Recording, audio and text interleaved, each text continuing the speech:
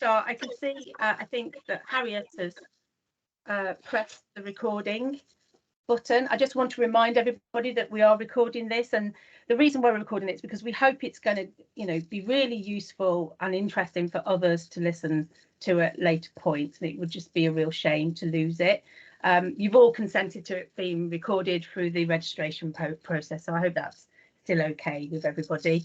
I'm Jo Cook. I'm one of the academic researchers from Hull that have been on the MoVE project, and I don't know how many of you are familiar with MoVE, but MoVE was mobilising volunteers effectively. It was an ESRC funded emergency response grant looking at collaborative approaches during COVID, and as part of that we did extensive work around working with and research and gathering research data around the mutual aid response during the pandemic. We also did lots of other research which was about collaboration between local authorities and the voluntary sector, as well as more informal contributions to meeting community needs during the pandemic. So that's the MoVE project. This is the first of several reports and findings that are coming out of the project. For many of us, this one's particularly dear to our hearts because as we started doing the research, we realised how centrally important informal community responses were during the pandemic. And so we've reorientated quite a bit of our focus to work around this area.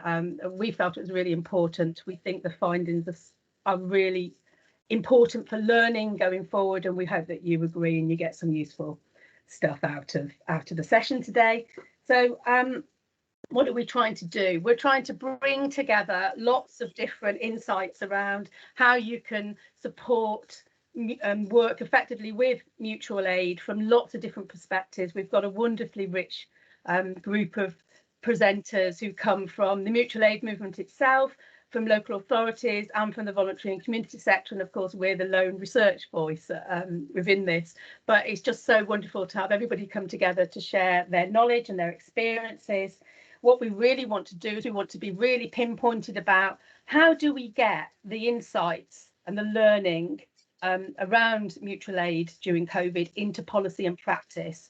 We believe that there's been a significant move forward, and it would be crazy to lose that learning, and that it really needs to be carried forward in a very structured and pinpointed way, because it would be horrendous if we just reverted back to type and lost all the gains that we've made. Just a bit of housekeeping. We've structured it into 3 panels. We've got just under 2 hours now. The first panel is going to have 4 speakers but 3 presentations. John Birchall is going to chair that one. The second panel is 3 speakers but 2 presentations, and then we have an open panel at the end, which is about you feeding in your ideas and experiences and having more of an open discussion and debate. So for the first 2 panels, Harriet's going to mute us all, and apart from the speakers, hopefully, although who knows, and can you post your questions in the chat and we'll try and field that. In the last panel, we want you to use the raise hand mechanism. You can still use the chat to post questions as well, but we want to hear your voices and your experiences more directly. Yeah, so we've had a wonderful response. The numbers are going up for people who are attending, and we've got people from all sectors. So we're hoping that this is going to result in something that's going to take forward change, rather than just be another report or an academic article that sits on the shelf that nobody ever reads. So fingers crossed, eh? We'll do our best to work together to achieve that. So I think that's everything that I needed to cover. Harriet, have I forgotten anything? Because you usually remind me if I do. Wonderful. So I'm not going to introduce the speakers. We're going to introduce them at the beginning of each panel. So I'm going to hand over to John Birchall from the University of Sheffield, who's going to chair the first panel. And I do believe I might be the first speaker, so I better get organised. John, I hand over to you. Thank you, Jo. Welcome, everybody. Thank you for attending. I'll give Jo 2 seconds to get herself ready. Well, I'll blurb for a few minutes. As I understand it, my job for this first session is to be convivial yet stern on timing, so that we don't overrun. So everybody will hear me coming in after 7 minutes, telling them to quickly finish off.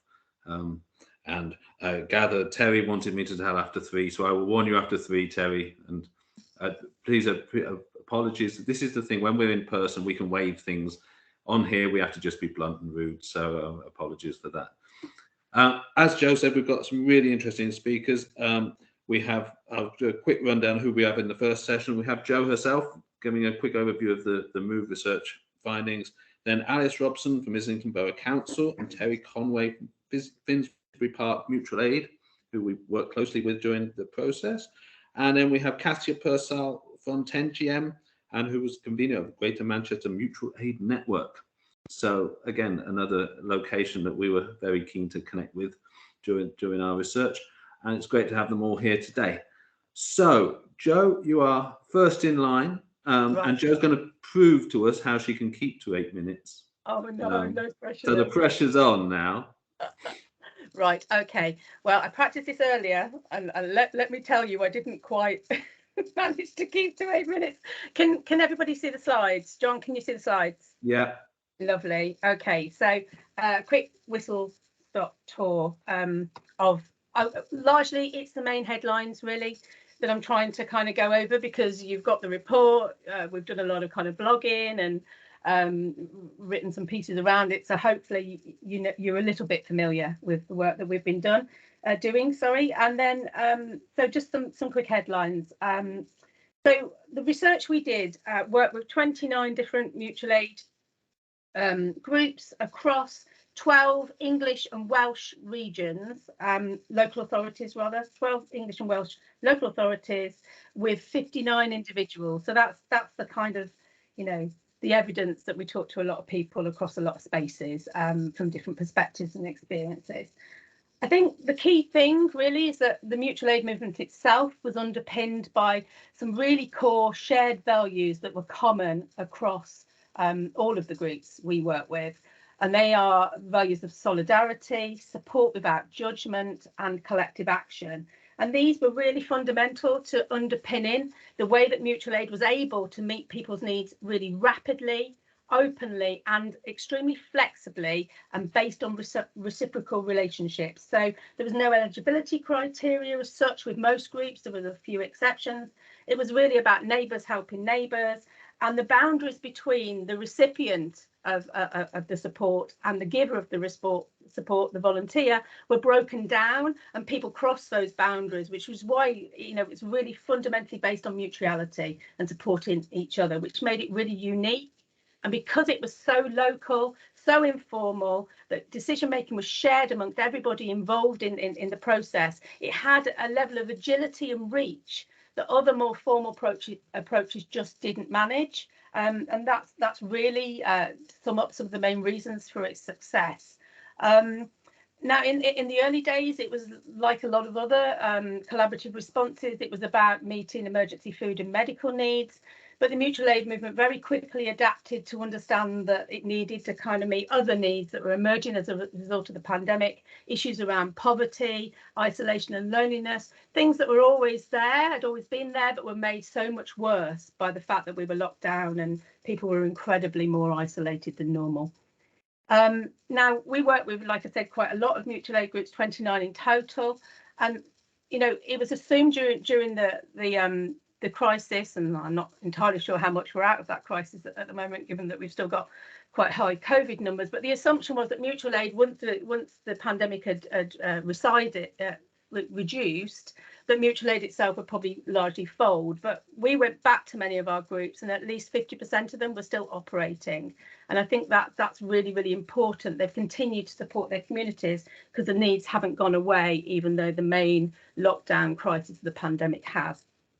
So that's kind of a little bit about some of the key learning, I think. And then what's made it work then? So obviously we've been quite focused on how local authorities and the voluntary community sector have been able to collaborate with mutual aid groups, informal groups in their communities.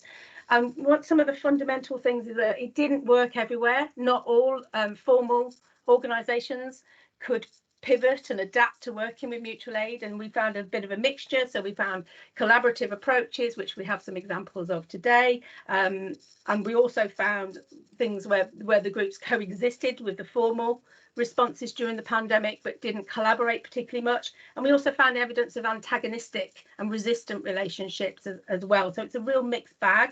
But what made it work essentially was the values that those organisations held and their ability to be flexible and trust and value local experiences and local knowledge. And that seemed to be the difference both for local authorities and for the voluntary and community sector in terms of being able to partner with mutual aid.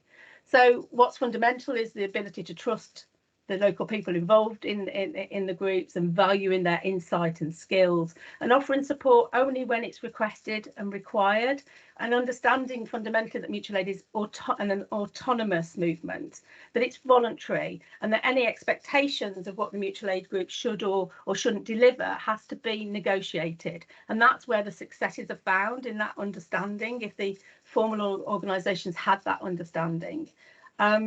Now, we've seen a lot of cultural change in the way that organisations operate during the course of the pandemic. But what's fundamental was open and flat decision-making structures and a genuine listening and acting on what people were telling those organisations. Removing excess bureaucracy is absolutely fundamental. And unfortunately, we're seeing some slippage back into that now, as I think we all expected. But if you can't offer flexible support and informal engagement, then many of the things that really could foster and support mutual aid groups to continue won't happen. So we found a lot of evidence during our work around the importance of micro grants, around voluntary sector organisations, providing bank accounts so that mutual aid could get access to funds to operate, back office support, etc. All those things are incredibly important and we mustn't lose sight of them. I think fundamentally what makes a massive difference is people being given permission within local authorities to work differently.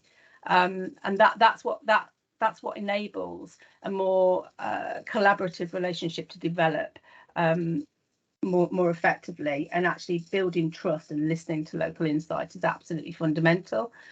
I think what mutual aid offers us is insight into how you can reach people and communities that other structures don't. It generated a lot of people's involvement who wouldn't normally have ever engaged with the voluntary and community sector or with local authorities. There's a massive lesson there, I think, and it gives us a template for how you can invite communities into shared spaces where they lead the decision making, where they decide the issues that are important to them, and they act collectively together to kind of make changes within their communities. So there's loads of opportunities there. John, how am I doing with time? You have got 2 more minutes to go. I was just Right. about to interrupt you, so you're doing fine. Perfect. I'm just on to the last bit. So we went back to the groups that we work with to kind of check whether we got this right. And I have to be honest, the first draft of the report, we had to do some more work on it because we hadn't got the emphasis right in some places. And it was an amazing opportunity for us because those groups told us where they are now and, you know, what's sustaining them, what they're focusing on, what are some of the issues. So I just want to go over 2 key things really at this point, which is to say that we hear a lot about burnout in the NHS, and our work has been talking about the problems of burnout amongst the voluntary and community sector and local authority staff. But equally important, these mutual aid volunteers have been carrying this work for a very, very long time now, and they too are suffering from burnout. They know many of them felt they couldn't stop providing the support in their communities that they are providing. So many of them were still going because the gaps were still there. People were falling through the system. The economic crisis we're in at the moment meant that those volunteers couldn't withdraw. They couldn't stop working in their communities, even if they wanted to, and many of them didn't want to stop. But it is an issue that, you know, that there is this issue of burnout, and there is this problem that the gap that mutual aid has filled. Who's going to address that if the mutual aid groups don't continue to do that? So that's a major issue, I think. The other thing is that mutual aid is a dissident movement, and we were reminded of this when we wrote our first version of the report, in the sense that many of the ways it organises, many of the things it wants, many of the changes it wants to make are very challenging for local authorities and the voluntary and community sector. And there's a sense that some informal groups will never work with more formal structures like local authorities. But there's a way in which you need to do that if you're going to be able to engage in those difficult conversations and be flexible about how you can listen to your communities. And then the last thing I wanted to say is that what our research is starting to show is that there's almost like a new twist on the dependency culture, in that statutory services are becoming even more reliant these days on the free help of their communities. So it's kind of a new form of dependency, formal structures on the free volunteering of its communities. Right, I'm done. Sorry, John, I should just stop sharing slides now.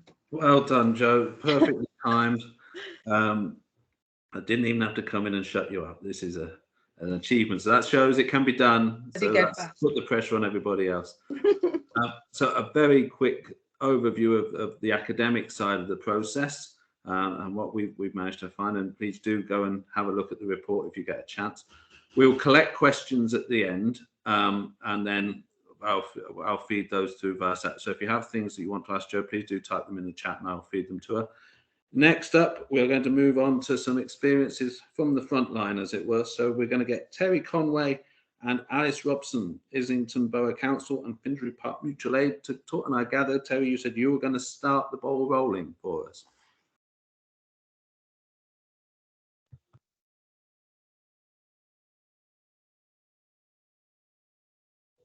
Yes, I'm not used to Teams. I'm a Zoom girl. Okay.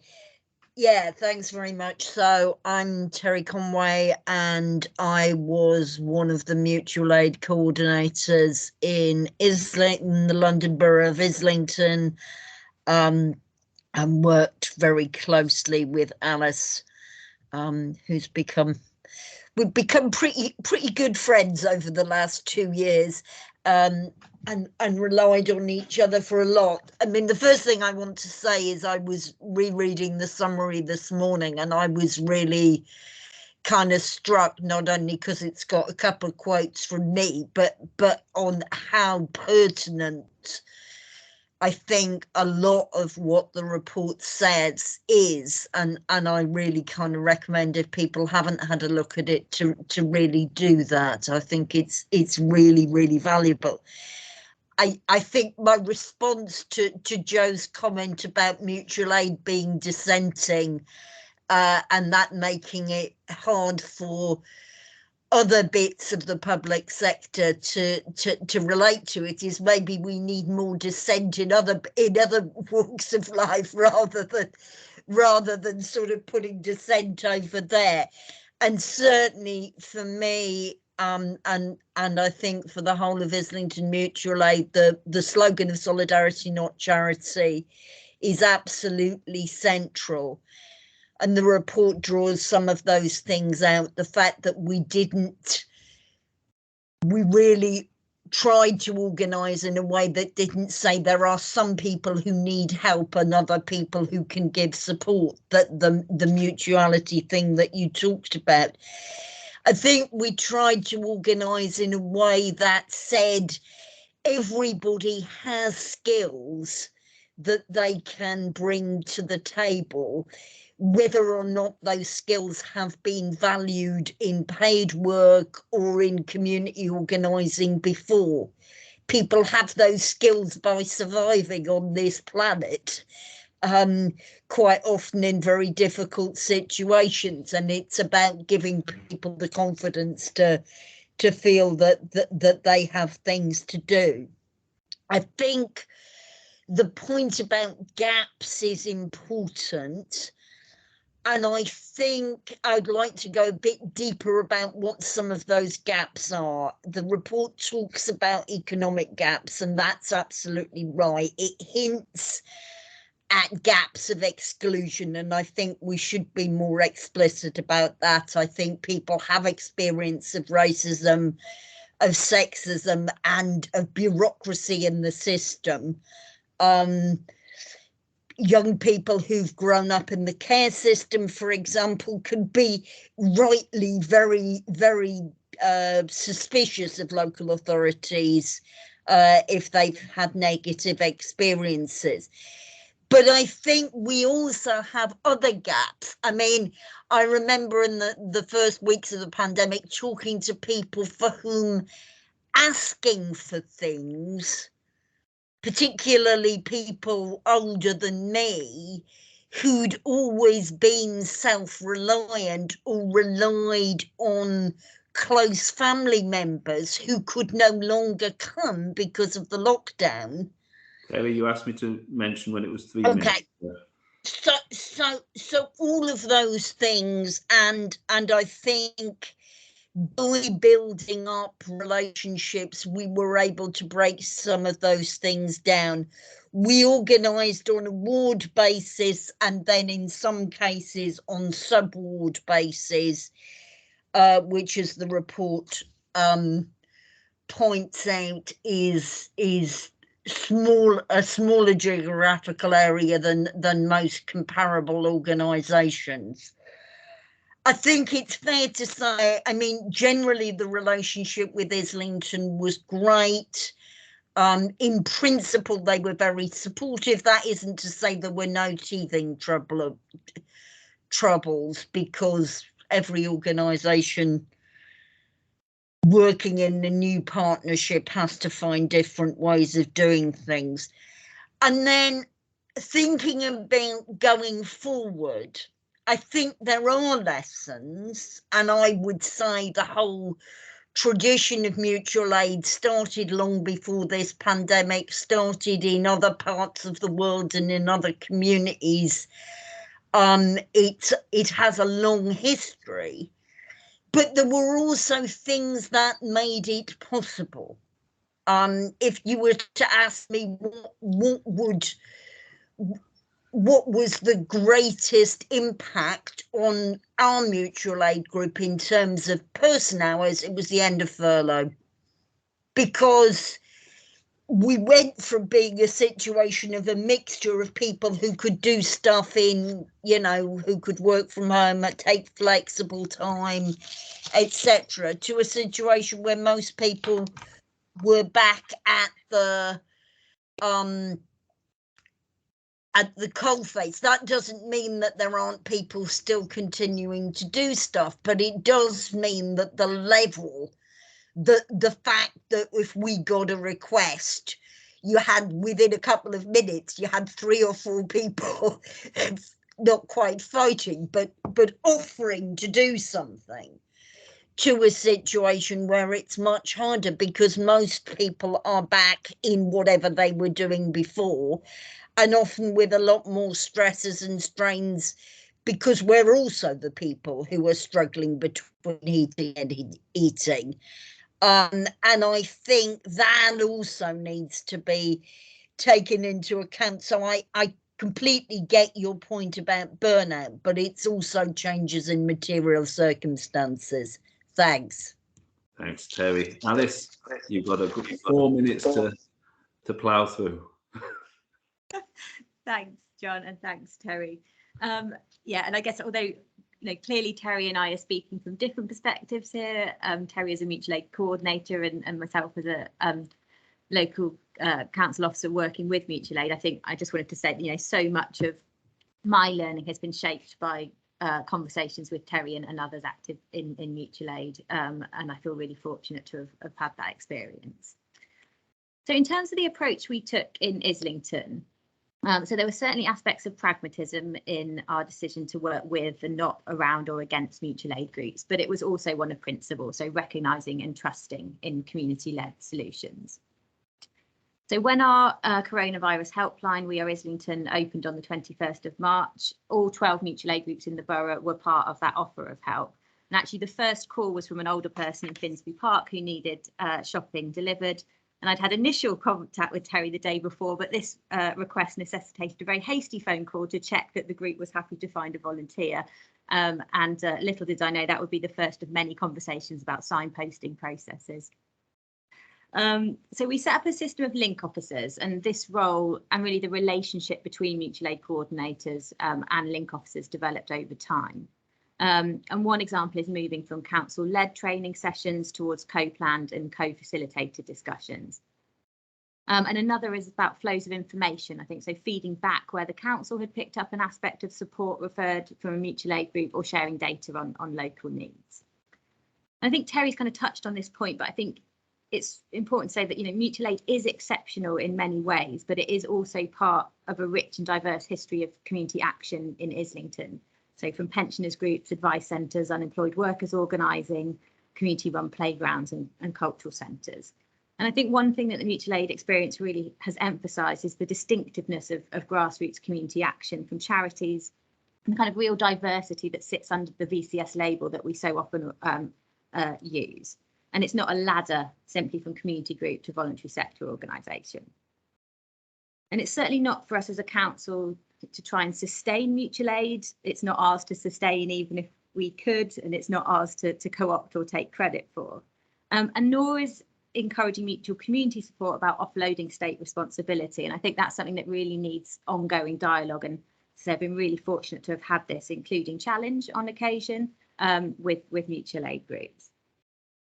So I think instead we need to think through what needs to be in place to support resident action. And we're really fortunate to be working with Jo, Harriet and John alongside voluntary sector partners and community groups to kind of delve deeper into this question of infrastructure. So that's the relationships and networks, the ways of working, access to funding, physical spaces. So I'll just conclude with a few kind of emerging thoughts on that. I was really struck by a point that John made recently in a meeting about the uniqueness of the pandemic in enabling different ways of working to be tested in a really accelerated way. And I think the challenge, therefore, is holding on to what worked in this different context. The one mutual aid group in Islington has set up a food co-op, which has got off to a really strong start. And I think reflecting what went well and what didn't with working with mutual aid groups provides really important learning about helping to enable initiatives like the food co-op as we move forward. And that ranges from relational aspects, but also the very tangible. I think we all lived more local lives during the pandemic, and the ward focus of mutual aid groups was a real strength. And as a council, we're refocusing our community development work at a more locality rather than a whole borough level. So really helping to develop the relationships and networks in those places. On the tangible, we've run 2 micro grant schemes in the past year, so testing an approach to funding informal community groups and groups of neighbours to put ideas into practice. And we've seen things emerge from that, like a new wildflower meadow on estate land, a peer support group for Black women, and music sessions for under 5. So a real range of initiatives that residents have come up with and have seen through. And finally, access to physical space. So we've got a lot of community facilities in the borough, some of which we run directly as a council. And these have got really important roles to play as places to mark those significant moments of life. So for residents to have weddings, celebrations, funerals. But we aspire to them also being spaces where residents can access really full and engaging programmes of activities and services. They're also spaces where people come to volunteer, and I think the experience of mutual aid has really made us rethink the kind of approach to volunteering within community centres, away from here's your volunteer role, do you want to sit on reception for a few hours, to kind of what do you want to happen here and what support do you need to make that happen here. We're exploring the idea of community living rooms in community centres, so places where people can drop by, have a cup of tea, connect with others. And I think crucially, community centres are also important civic spaces, so spaces where residents can assemble, now we're able to again, come up with solutions to shared challenges, deliberate possible futures, and also organise together to make these things happen, which is obviously what we saw so effectively with mutual aid without those physical spaces. Brilliant. Thank you very much, Alice. Very short and succinct, but excellent. And we are really looking forward to delving into some of those activities and seeing what happens in the future. So if you have any thoughts and questions for Alice and for Terry, please do pop them in the chat and we will have time for some questions in a few minutes. Last on my panel, but by no means least, is Kat. And Kat, as my list tells me, has a long title, 10 GM she works with, and convener of Greater Manchester Mutual Aid Network. What a long process. Kat, the floor is yours. Thank you very much. Good afternoon, everyone. I'm Kat Purcell. I'm joining you from partially sunny Greater Manchester, which we'll take as a win.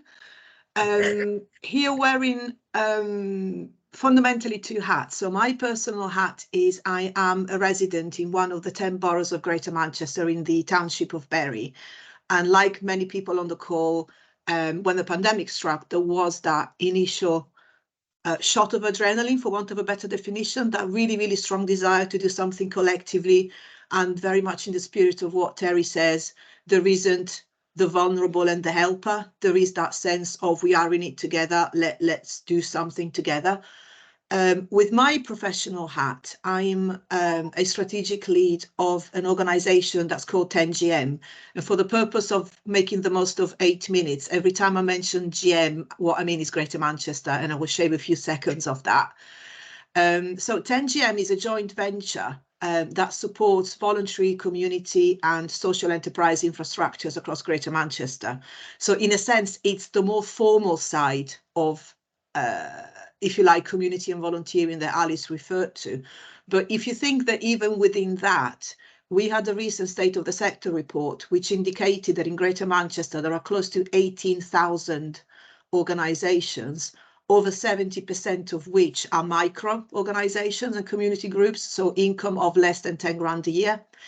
And that does not take into account those informal groups that might not even call themselves mutual aid, never mind more or less formal organizations. So it's an absolutely massive, beautifully messy ecosystem that we are trying to navigate in.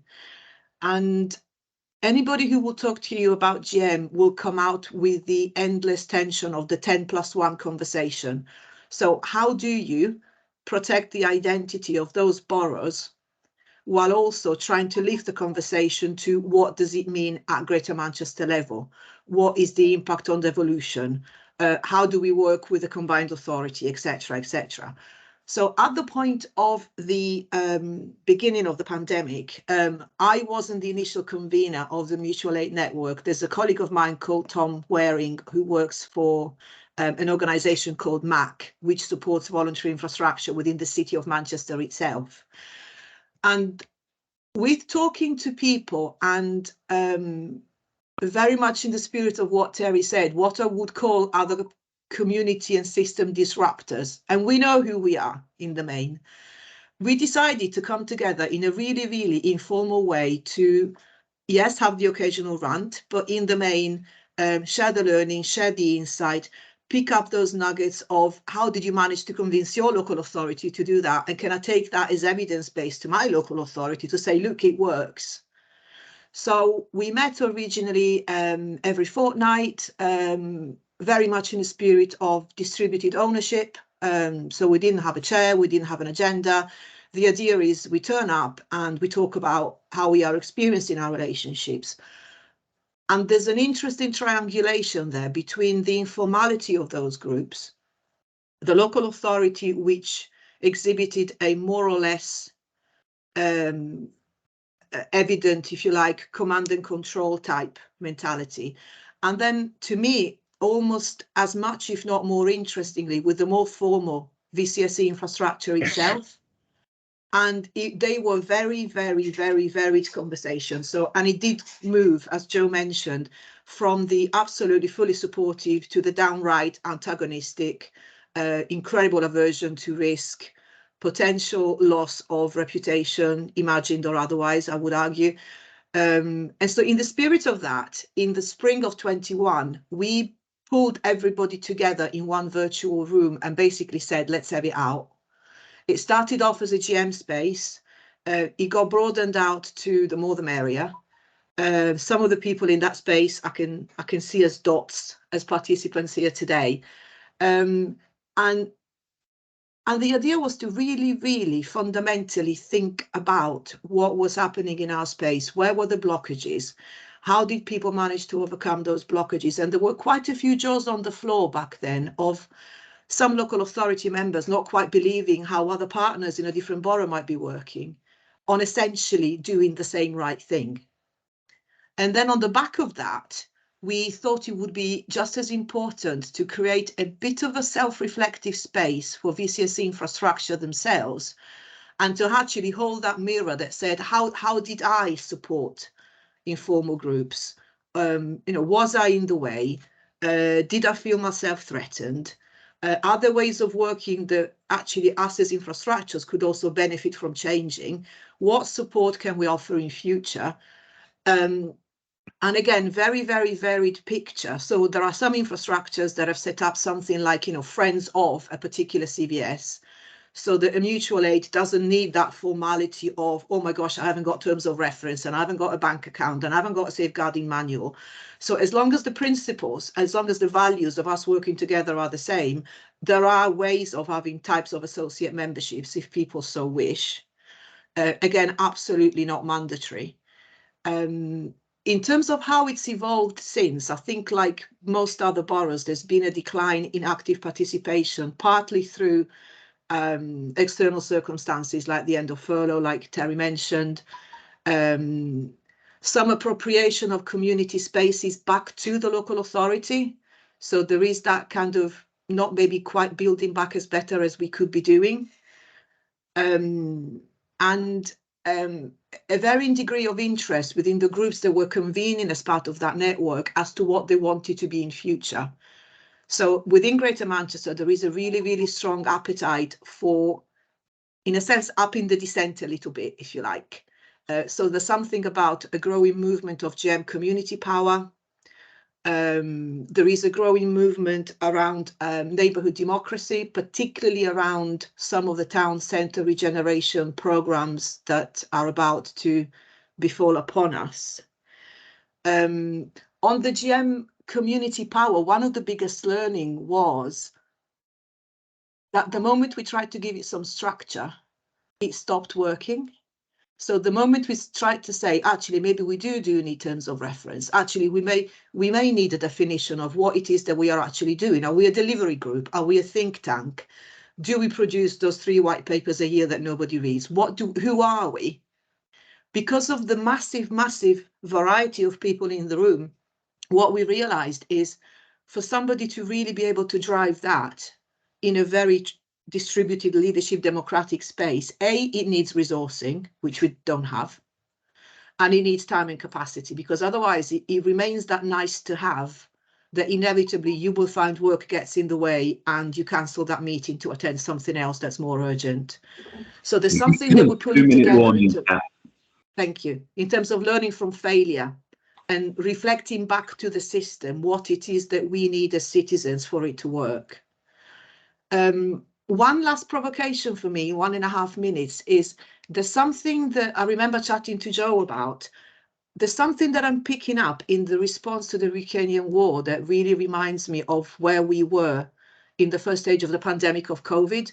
So if you think about it, we had the NHS giving us a really regimented registration structure. We had an army of 700,000 volunteers with nothing to do. And then naturally, people wanted to do stuff, so they did it themselves anyway. Transfer that to now, where we've got a Homes for Ukraine scheme. We've got 200,000 people with the best of intentions and a system that's Kafkaesque at best. And so what are they doing? They're going back to what we did during COVID. They're setting up the Facebook groups. They're going to Ukrainian social clubs, going, do you know of anybody who needs help? I've got a spare room. So I don't think the spirit of mutual aid has gone. I think it's just beautifully shifting and occupying new spaces, notwithstanding the challenges that poses. I mean, safeguarding, if you're hosting a mother and child with trauma, is going to be a massive issue. But I don't think it's worth burying. I think there's something about, again, harassing that spirit of solidarity, cooperation and love, for want of a better definition, and then the partners, the alongsiders, to provide the support that's needed, but not to crash it. And breathe. Brilliant. Thank you, Kat. That was excellent summary. Again, a short space of time. So thank you all the speakers for staying to time. We could ideally have had you speaking for at least 20 minutes each, but we really wanted to tap into all these different fascinating insights that you had and give people a chance to talk and share. There's some interesting comments coming through, and I'm going to take a few minutes to sort of feed that through some of the questions that are tapping in that cut across all the presentations, I think. One of the ones that's really looking quite interesting is the issue around community focal points and the importance of a community focal point or a centre or a space or a building to pull some of this together. And one of the comments were that these aren't there and they are currently dependent on other organisations, more established organisations, which could potentially weaken that mutuality and weaken the independence. and whether or not this is going to be a challenge to find spaces and to be able to pull some of this together. I wondered what the speakers' thoughts were on that discussion that's going on in the chat at the moment. Anybody want to throw in some thoughts?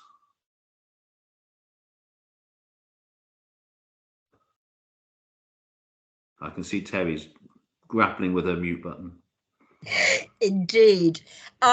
Just a couple of things. I think it was Geraldine said in the chat that might have been somebody else from Islington. I'm losing track of who said what. That, I mean, during the pandemic, or the height of the pandemic, most of what we were doing was on the phone, on Zoom, and linking people up one-to-one or in small groups.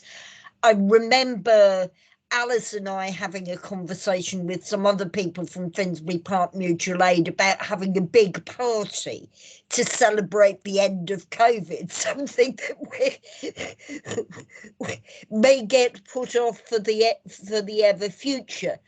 I think having physical space now is more important because people aren't locked down and people really value that.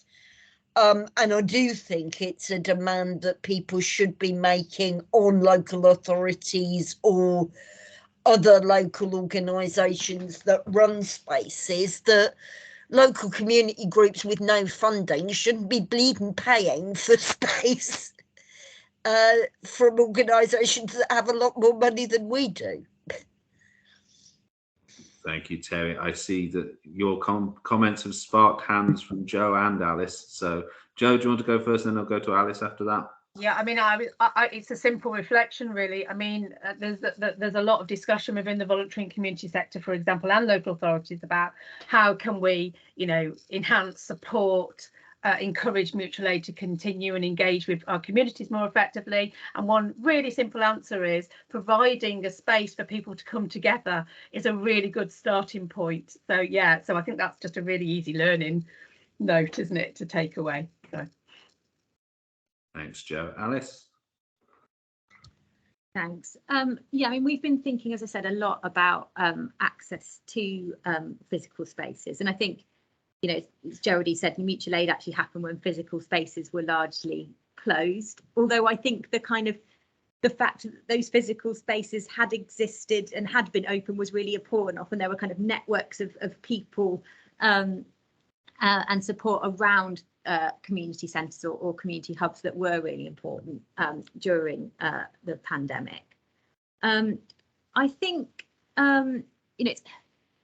I think in some cases it is about a lack of physical space. Like obviously we've seen across the country centres, like community centres and other spaces closed down. I think sometimes there is space available, but it's about connecting people and groups with that space as well.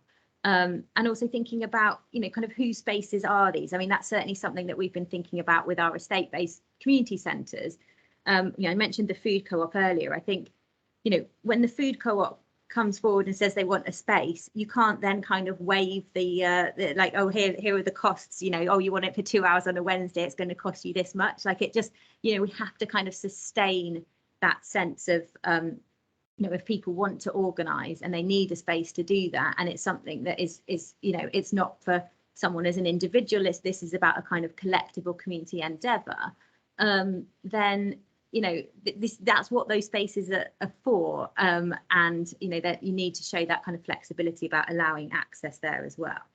I think as well, physical spaces, there was a quote I was reading recently about someone who's on the GLA design panel that I spoke with, and they say, without the kind of people and the connections that happen in a place, it's just a kind of building with a lid on it and a colourful floor. And I think there is something about thinking about physical spaces are really all about kind of what happen, like what those kind of activities and connections that happen within them. And I think thinking about that question of infrastructure and what's needed to support resident action, we've recently redesigned one of our community centres, but one of the questions we asked is, what do we need in this building you know, let's speak to people about what they need in this building to enable resident action to take place, whether that's, you know, a place to make a cup of tea and a kit and, you know, and access to a kitchen, but also you know, a printer, you know, and a space to meet. So really thinking about how the design of buildings as well affects what happens within them.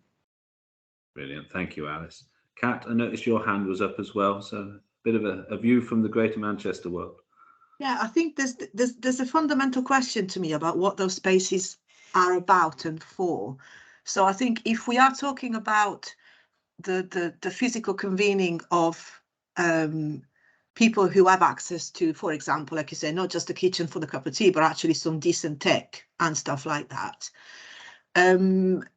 I think at the highest level, what I would like to see is an absolute strip down of that asset-based distribution where communities get buildings with the roof falling down and then are supposed to be grateful for it, and they get a bill for 50k to fix it. So I think that needs addressing. There is something about how sometimes small is beautiful, and I'm just reminded of the stuff that Camerados do with their public living spaces, where you literally need a tent and 3 chairs and that's your space, and it's literally as simple as that, and it works. And then there's the middle bit, that's the bit that worries me the most. So we are currently in the process of pulling together a survey for those micro community groups that are going to be absolutely massively impacted by cost of living, because that community room that you talk about will have energy bills the same as me in my office at home. They, you know, the tea and the coffee that they buy is going to be that much more expensive for them as it is for me at home. So there's something about what support can come to protect almost that middle bit of, it's not quite the shiny new building, it's not the tent, but it's where statistically, if you like, most of those groups convene.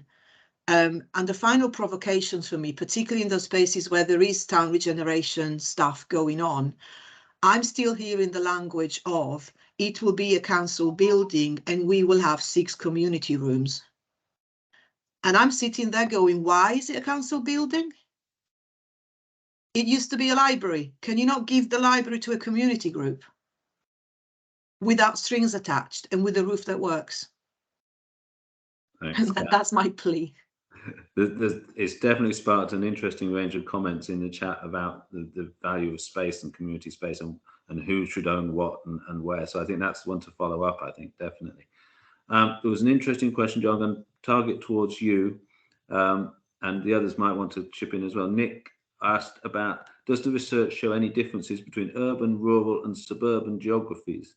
I run a mutual aid support organisation in a market town and found that villages were more naturally inclined to mutual support, particularly because their physical infrastructure is so poor, meaning their social capital is high.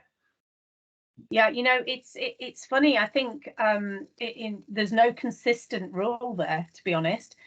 We actually found the opposite in some areas, that some of the more rural communities, the social capital was actually quite low, and mutual aid found it very difficult to establish itself. Whereas in inner city areas where there was a, you know, community that are used to coming together because they're dealing with poverty, discrimination, etc. on a daily basis, they actually have the kind of social capital around mutual aid that could react really, really quickly. So I think it's a mixed bag. There's no set rule and no set pattern, I'm afraid. It's probably not the ideal answer to give, but I definitely, it's not clear cut. It's mixed.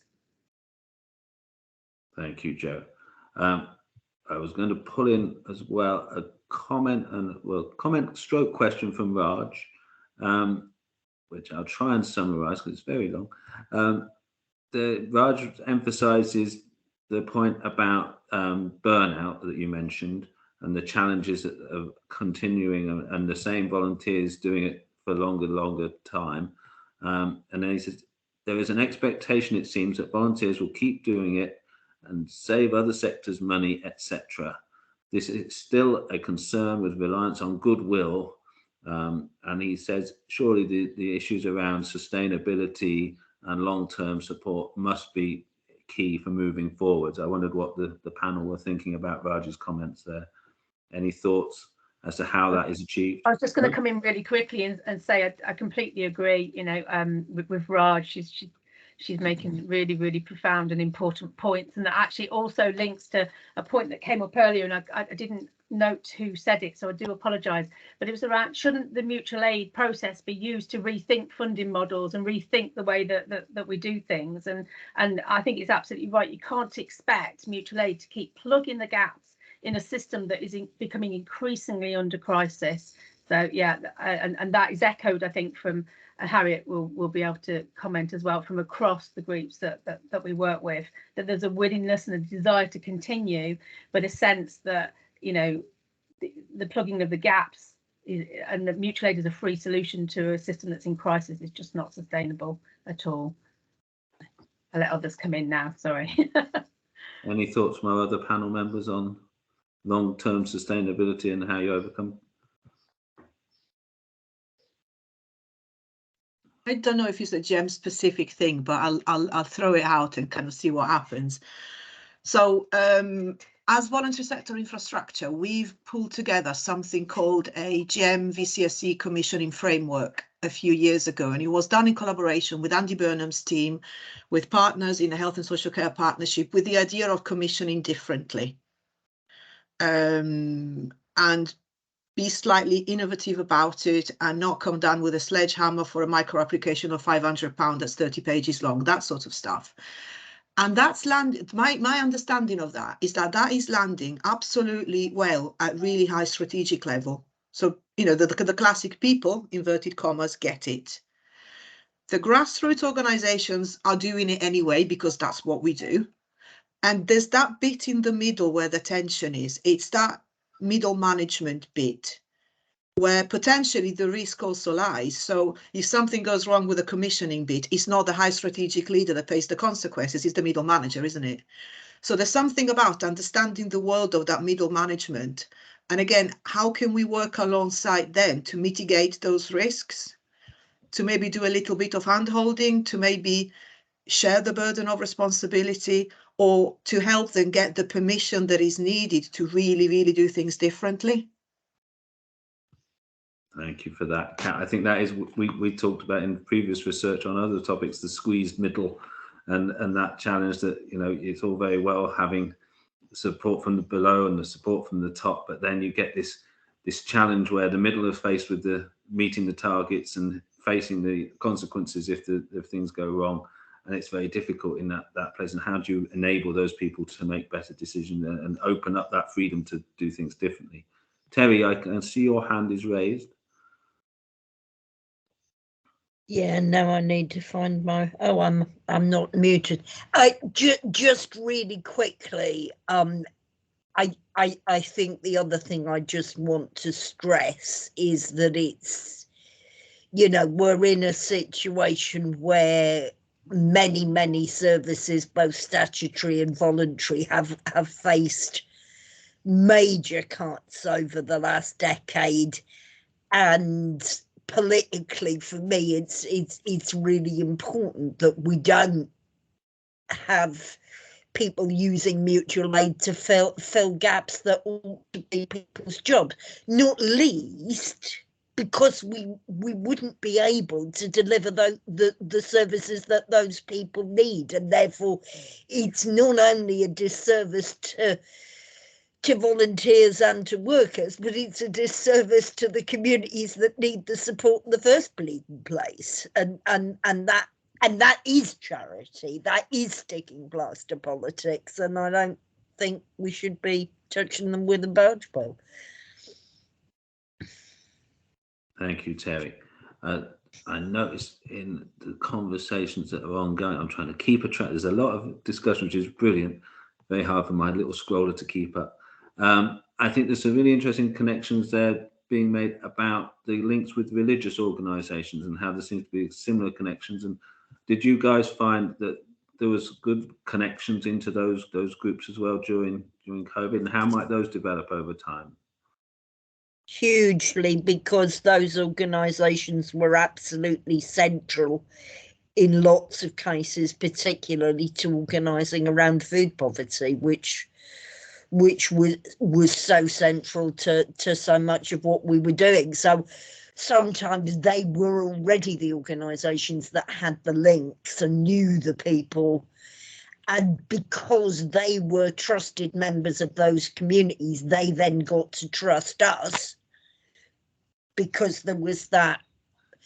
But also it just brought, you know, certainly where I am, lots of people who'd lived in the area for some time, but for whom it had been a bit of a, you know, where you sleep at night, who suddenly discovered all these other institutions, including religious ones. I mean, Ramadan 2020 was just extraordinary in Islington. It was a huge process for lots of people who'd never been to an iftar, and you know, yeah, it was just very significant.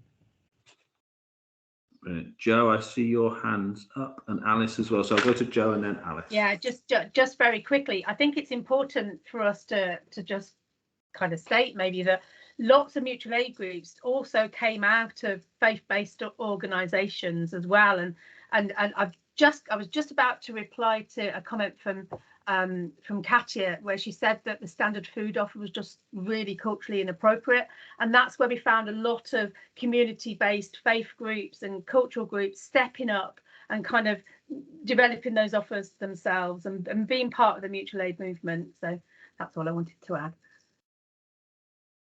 Thank you, Joe. Alice, the last word for this session is yours. Okay.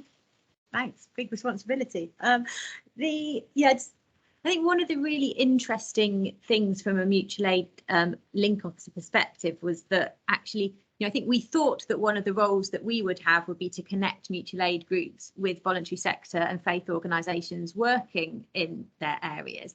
But actually, it was really interesting that that happened in very few cases, but often those links just kind of emerged organically, either because there were connections in place already, because people were very embedded in their communities, or because, I don't know, it somehow just seemed to happen because there was something really, really tangible and practical to organise around as well. So I think like there's a lot of learning for me there around kind of thinking about local networks. It can't be something that you just kind of put in place as a sort of, you know, you need to be working together, you know, around a kind of shared purpose, and then those connections come, and I think then you see really effective relationships forming as well. That was certainly the case with mutual aid, voluntary sector and faith organisations in Islington.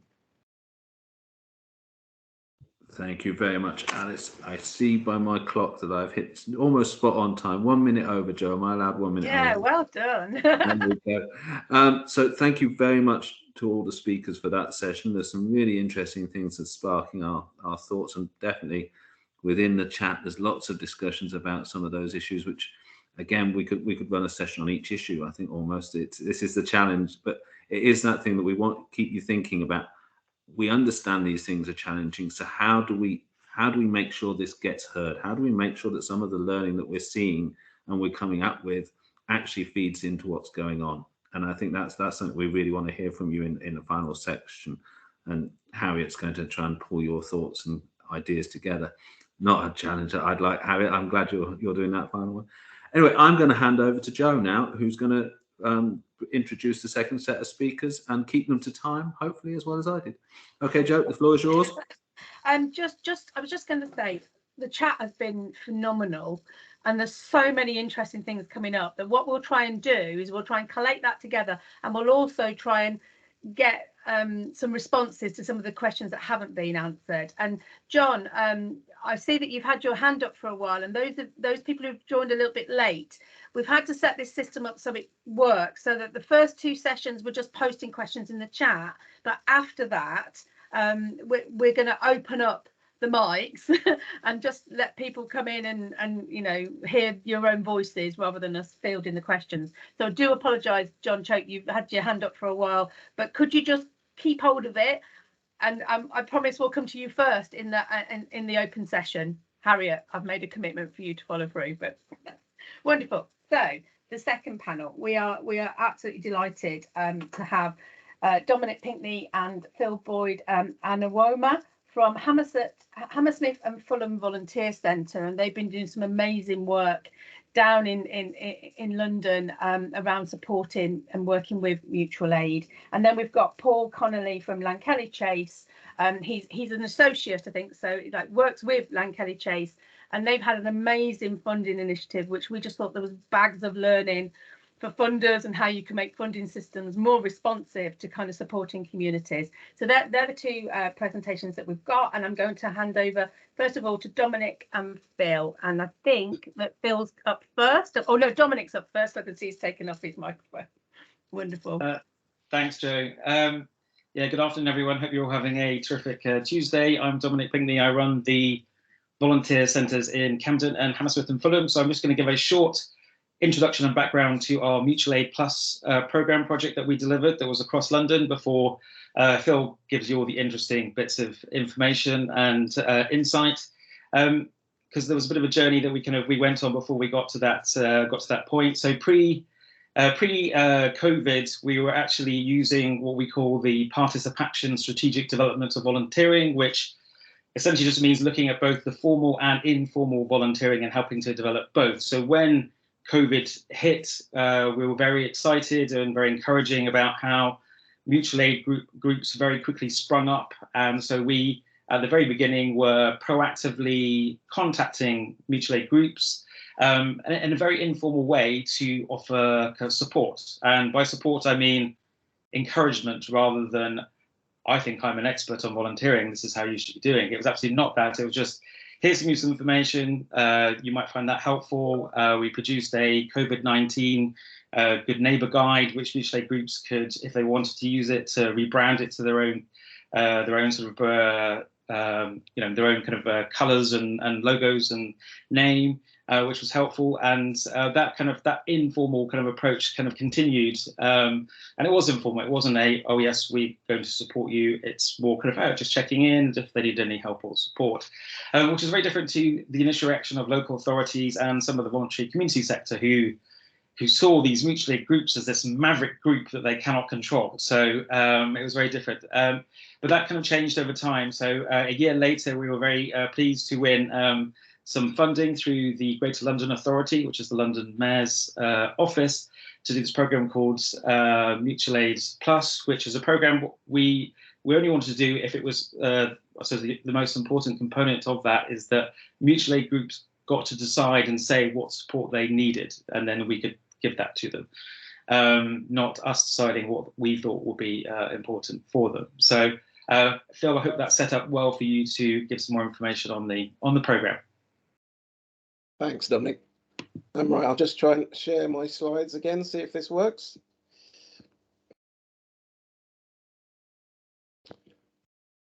Right, so we ran a support programme that was based on peer support sessions online, one-to-one sessions with groups who wanted to just talk more privately, and also drop-in cafes online or on the phone where we would be available to field calls from people who wanted some advice or some support.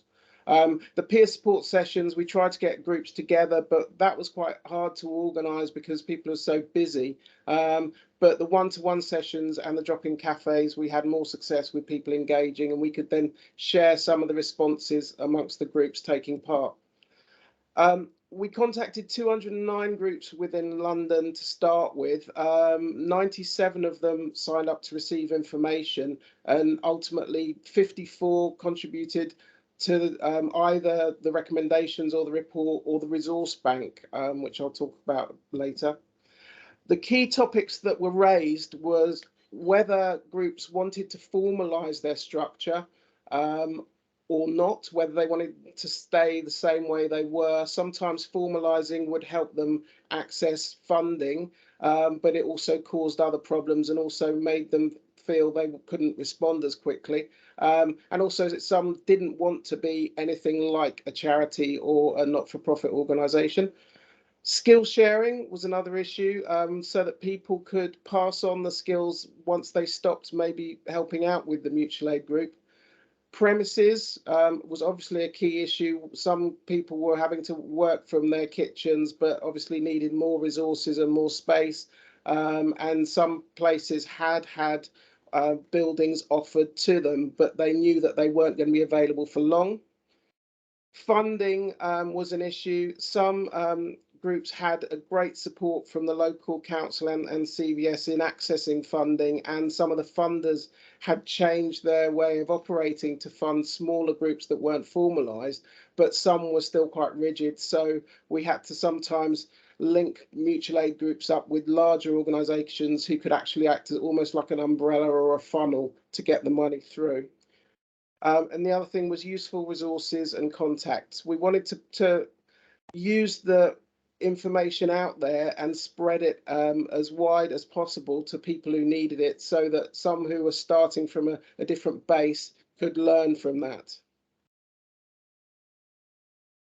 We asked really straightforward questions about what people wanted to do. If they wanted to formalise, we gave them a do's and don'ts or a how to, so that they could make a decision as to what would suit them. We didn't try and influence anyone into formalising, but also with groups that were looking to cease operation, we tried to link them up with other organisations that work with that client group, and also find places where their volunteers could continue volunteering or work with another group if that was needed.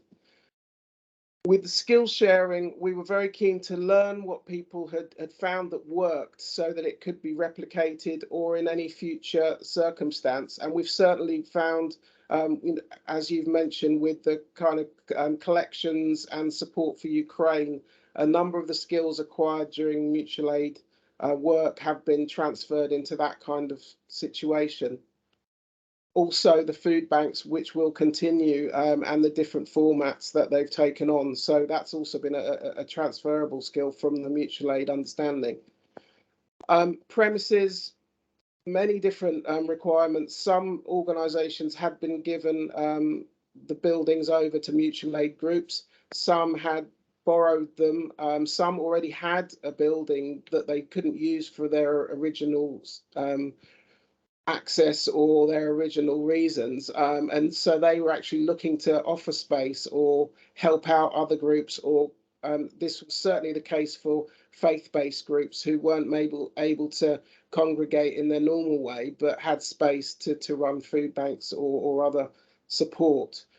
Some groups were just looking for storage space because they'd acquired a lot of foodstuffs and didn't have anywhere safe to store them. Funding was an issue where people wanted help in funding bids and how to put them through, and finding friendly funders that they could approach. So we tried to link those kind of people and have almost like a mentoring scheme with people who'd successfully found funding as a mutual aid group, helping ones who'd struggled. And mainly it was resources. There were some amazing documents and online resources there. Everyone that we found and everyone that a group found, we asked them to pass them on so that we could create an informal bank. So people, when they were starting their group or wanting to answer some questions about their group, didn't have to start from scratch or search through the many, references that you might find through a search engine. So that was really useful. Bill, sorry, 2 minutes. Great, thanks. We also wanted to link in with the volunteer centre networks and the other community and voluntary sector networks, because many groups didn't know about what was going on or know these formal or informal or infrastructure organisations. So we wanted to do that as well, but only in a they may be able to help you, not in a you must go talk to them and ask what to do way.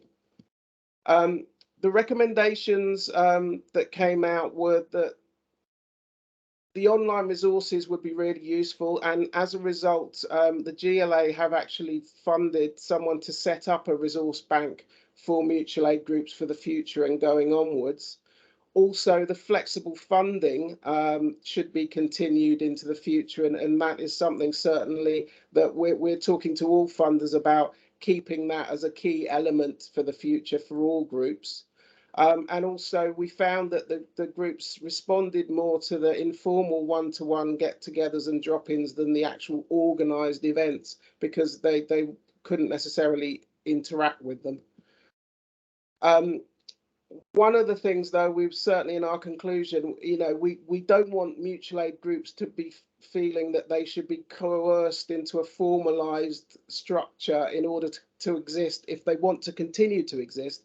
But we also don't want an assumption that existing charities or not-for-profits should try and change into some kind of mutual aid model either. You know, it's about working together and hoping that the collaborative relationships continue rather than trying to force people into becoming something they don't want to be. But also, we do want to hope that the thought is to put into how the return to work for people who've been involved in mutual aid or return to whatever they were doing before is handled, especially around mental health issues. We know there are some in workplace schemes and council schemes for people returning to formalised work, but for people who've been working in mutual aid, you know, we don't know that those are necessarily set up. So that's something we'll also be looking at trying to encourage. Thanks, Phil. Just to quickly add that we were pleased that some of the recommendations were taken on board. And thanks to the GLA, they have funded some online resources, and our Mutual Aid Plus programme will continue for the next 6 months in London. Thank you so much, guys. That was precisely to time. I really appreciate that. Can I just remind everybody to post their questions up in the chat? And Paul, I'm going to move on to you next. Thanks, Joe. Hi, everyone. So yeah, the stuff I'm going to talk about is not exactly mutual aid, but there's a lot of crossover. Certainly, a lot of the issues that have come up today cross over into some of the things that we worked on. So I'm going to talk about the GM Spaces Fund, and also, as Kat said, for the interests of keeping to time. It is great. GM means Greater Manchester, but I'll say GM from here on. So it is based in Greater Manchester. So I'm part of the GM Systems Changes team. Which is part of Lankelly Chase's place-based work. So Lankelly Chase are a foundation, particularly interested in working with people and communities experiencing extreme marginalisation, and are really interested in systems change and equity and justice. And Greater Manchester is one of the places that they are working, and they've been working there for about 5 or 6 years. And the GM Systems Changes team that I'm on is a temporary team, and it was set up 2 years ago, coincidentally, really. It wasn't in response to COVID, but it was just after the first lockdown. And it was part of Lankelly Chase's move to devolve decision making into the places they were supporting and resourcing. So before, they would have made decisions, the staff, the trustees, but we were set up to hold that responsibility temporarily to make decisions about the funding in Greater Manchester. So out of the team, 4 of us are based in Greater Manchester. I'm in Manchester itself, and 2 are Lankelly Chase staff. And what we did, we spoke to lots of different people in our networks and finding out what was needed and what was missing. And there was loads of COVID response stuff going on at the time. All the stuff you've been talking about, the mutual aid stuff, there was obviously a lot of that. What a lot of the groups were telling us, there was nowhere for them to come together online. I mean, a lot of isolation, but to come together and just be with each other and just share and kind of talk about the things they wanted to talk about, do the things they wanted to do together. So we sort of saw it as a gap. And Rose, who's part of the core team, she neatly described it as the sort of place you can come in with people you know, you can kick your shoes off, take your wig off, take your bra off, and just relax. So it's kind of a very much a space where everyone could be just with each other, really, in community with each other. So that's where the GM Spaces Fund was born, really. That's what it was. And we wanted to support spaces that were led by and for either women and or young people, predominantly people of colour, but not exclusively. And it was a really, in many ways, small funding scheme, really. It was up to 8,000 maximum. And there was some organisations that we funded, some small ones. A lot of them were grassroots groups, new groups, unconstituted groups. And most of them, well, almost all of them are working with people who've been pushed to the margins of society. So people that have been experiencing marginalisation for lots of different reasons. A lot of them had never received funding before, so they'd never been able to access funding from the mainstream systems, really, and funding. And we had a massive range of stuff, but I haven't got time to go into it now. But lots of art space stuff, lots of healing. There was some response stuff, so there was some of the questions around culturally appropriate food. There was some that were providing that to their communities, but just a broad range of stuff really from different groups. And what we were lucky really, we didn't have to, we hadn't been asked to provide any outcomes for that funding, so we could pass that on. So we didn't ask for any outcomes, we didn't want any reports, we didn't want any monitoring or anything like that, which people didn't trust that at the beginning. They kept saying, are you sure? They thought there was a catch, but we were genuine about that, and it took us a while to build that trust up. All we asked was that they share the journey with us. So we came together on Zoom every month for 6 months, just learning together what worked, what didn't work, getting to know each other, building up relationships. And that's all we wanted to know really. And if anything came out of it, so there was loads of stories, poems, films, videos, etc. that came out of it. So just sharing them as well. And that's all we wanted to do. So those learning sessions, again, it took a while, I think, for people to quite trust us. But as we got to know each other more, it developed into a really strong network. And we even to this day, we still haven't all met in person because of restrictions and stuff. So we built a good network just online. So that's what we did. And then, so what did we learn from it? Lots of stuff. I mean, similarly, some of the themes that have come up, I mean, burnout is massive with these groups, and for the reasons that we've already discussed today. What we found is that kind of, because we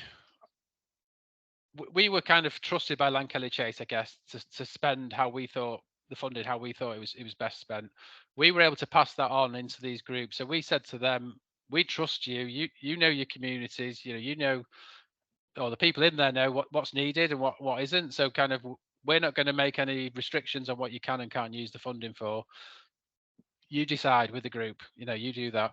And what we found really from having something with no outcomes, that the outcomes they actually achieved were amazing. They were far, I would say, far greater than if we'd have said, we want you to achieve X, Y, and Z. I don't think they would have achieved half as much. So they just took the money, they stretched it out, they really went far with it. They created some amazing stuff right across different projects, all these 39, that is just amazing. It staggered us really how amazing it was. And I think it was built on trust, that there was trust was building up. That was a key to it. And they were able to then as well, this was really important because it came up a few times, they could pass that trust into the people in their spaces. So quite often they'd have to say, if they'd had funding before, we've got this funding, we've got to do A, B, and C with it. And some people would be interested, others wouldn't. But because the people in the group could choose where the funding went, they bought into it a lot more, and they were able to go a lot deeper with stuff. They connected with each other more. We were more than happy for them to change what they wanted to do halfway through if they wanted, just meander and go with what the need, where the need was. And it just meant that these groups formed across Greater Manchester that were really powerful, and most of them have carried on meeting after the funding anyway, because of the links and the connections that they made. And they were able to really open up with each other in ways that perhaps hadn't been done before. So they were able to go deeper and more connected with each other. I mean, the next few points probably not a surprise, but the grassroots groups we work with, they've got the skills, they've got the expertise, they've got all the ideas to solve the issues within their communities, but they don't have the capacity, they don't have the resources, because the resources are all elsewhere, and they're difficult for them to access. So kind of, it was really interesting on the last session when we met with them. They started to talk about, what if we all came together as a collective and started to try and get some of these bigger contracts that the big organizations get again and again and again. So they really were looking at how to bring the funding in different ways, really. So yeah, they have a lot of the answers. They need support, obviously, but it's the resources and capacity which is missing. And buildings as well, as came up before. A lot of them have lost buildings as well, similarly, or looking for permanent bases. Again, this probably isn't going to be a surprise, but often it's the systems that are designed to support communities that are the biggest barriers for them being able to do what they need to do to thrive. 1 minute, sorry. Oh, right, okay, right, okay. I missed my 2 minute one. I'll speed up. No, it's a couple. 2 minutes is fine. Okay, I'll be 2 minutes is fine. I'm a bit late reminding you, it's my fault. Okay. So one thing that, like I just mentioned, they really wanted to do, they don't want to compete with each other. They want to collaborate. They want to be in an environment where they can collaborate with each other, but the systems don't allow that. And this is a mistake we made. It was short-term funding. So we fell into the trap of that. Actually, when it came to the end, they then had to go and look for other funding. So they need the groups like this need long-term funding so that they can have the breathing space to go and do the things that they're good at and that the communities need, not looking for funding all the time. So and all that work looking for funding, everything is done for free as well. So it's an expectation that they'll do it for free, which isn't right. So just on my final point, just what we're going to do next. The strength of the network and that they wanted to collaborate, we're going to continue to work with them. So we've been able to fund, some of them didn't work, but we've been able to fund 30 out of the 39 for some for a year, some for 2 years.